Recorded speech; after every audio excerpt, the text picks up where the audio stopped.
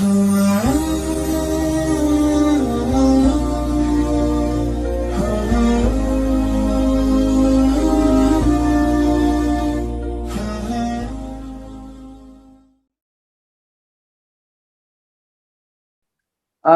ingin saya sampaikan, yang ingin saya bagikan kepada Bapak Ibu dan saudara-saudara rekan semuanya, adalah hal yang jarang diketahui oleh khalayak ramai. Ternyata di Masjid Al-Aqsa itu tidak hanya ada satu masjid.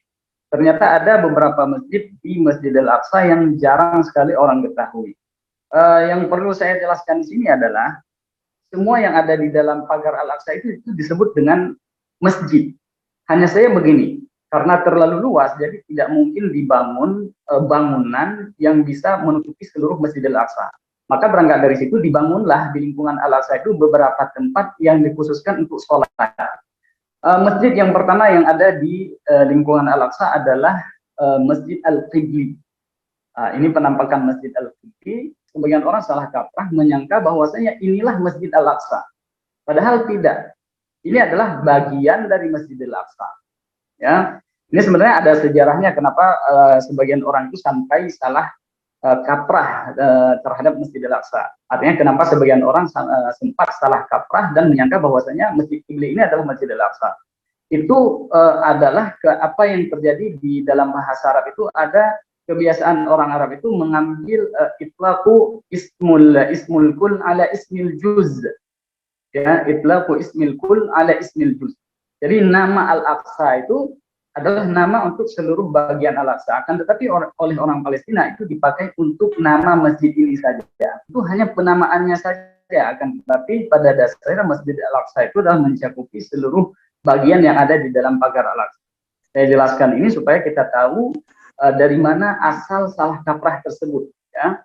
Karena jika kita datang ke Al-Aqsa hari ini, kita tanyakan ke orang Palestina yang di sana, mereka akan mengatakan bahwasanya ini Masjid Al-Aqsa katanya. Ya, tapi kita perlu tahu maksud mereka adalah bagian daripada Masjid Al-Aqsa, bukan Al-Aqsa itu seutuhnya. Ini Masjid Qibli. Kenapa dinamakan Masjid Qibli? Karena arahnya itu berada di ujung di arah paling ujung dari kiblat. Karena kalau kita sholat di Masjid Al-Aqsa, maka itu mengarah ke Masjid Qibli ini.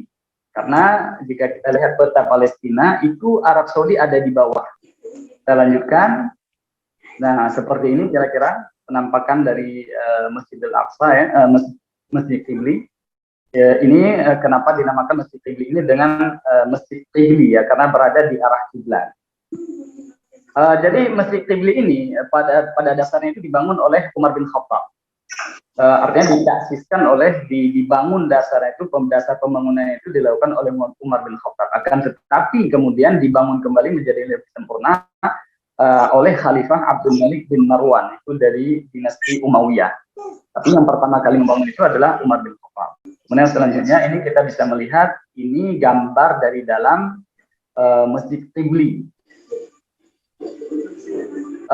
Jadi perlu saya ceritakan di sini, ternyata ketika Masjid Al-Aqsa pernah dikuasai oleh tentara Salib, ini Masjid Qibli ini pernah dijadikan sebagai kandang kudanya tentara Salib.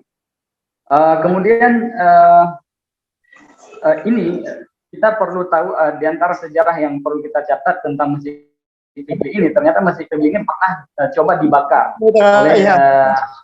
oleh seorang warga Kristen asing Australia bernama Dennis McElrohan. Dia itu pernah ingin membakar dan terbakar ketika itu, terbakar Masjid Al-Aqsa, tapi alhamdulillah berhasil diselamatkan. Kemudian selanjutnya di lingkungan Al-Aqsa itu ada yang namanya Musalla Al-Marwani. Nah, Musalla Al-Marwani ini kalau kita lihat dari atas memang dia tidak nampak. Kenapa? Karena berada di bawah tanah memang. Tidak ada kubah di situ. Jadi kalau kita lihat dari atas memang tidak nampak bahwasanya di situ ada masjid. Tapi di bawah itu perlu kita ketahui ada masjid yang sangat besar di situ bernama Musalla Al-Marwani. Seperti saya katakan di awal, meskipun ini namanya musalla, akan tetapi ini juga masjid. Hanya namanya saja disebut musalla ya. Ini penampakan di dalamnya.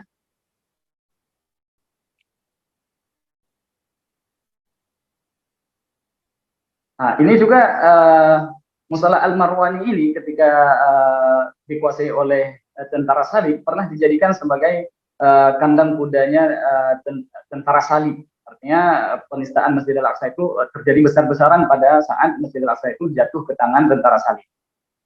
Ya. Jadi ketika Salahuddin datang ke Al-Aqsa kemudian ditaklukkan atau diambil kembali oleh umat Islam ketika Salahuddin datang ke Palestina. Ini ternyata Musala Al-Marwani ini juga tidak dipakai sebagai tempat sholat, akan tetapi hanya dijadikan sebagai gudang saja, ya. Sampai akhirnya media internasional itu berhasil membaca sebuah keinginan Yahudi yang dimana mereka itu ingin menguasai Masjid Al-Marwani ini, yaitu pada tahun 1995. Jadi media internasional itu menangkap sebuah rencana Yahudi Israel, mereka ingin mengambil alih Masjid Al-Marwani ini. Maka setelah konspirasi itu diketahui, orang warga Palestina ketika itu secara gotong royong mereka membersihkan Musala Al-Marwani, sehingga berhasil kembali dibuka pada tahun 1996. Dan keberhasilan ini oleh warga Palestina dirayakan sebagai sumbangsih terbesar yang dilakukan oleh warga Palestina di era modern untuk melindungi Al-Aqsa dari tangan jahil Israel.